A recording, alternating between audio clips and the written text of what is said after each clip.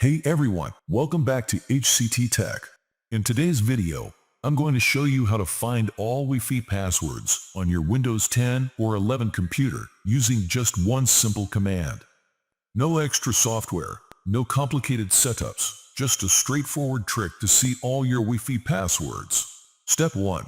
Opening command prompt as administrator. To do this, just type CMD in the search bar.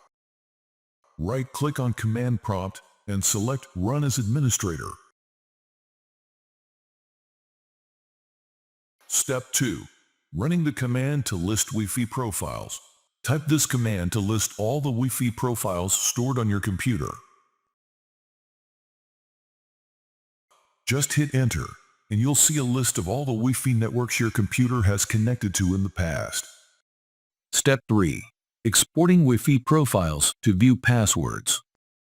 Now, to export all the Wi-Fi profiles, including the passwords, we first need to create a folder where they'll be saved.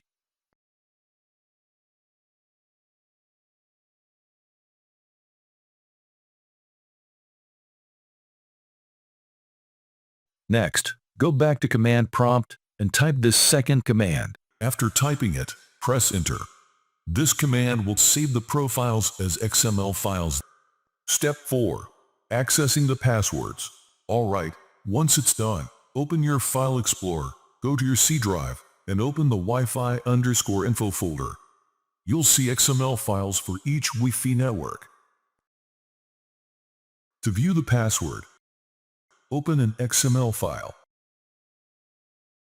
and look for a section called Key Material. This is where your Wi-Fi password is stored. And that's it.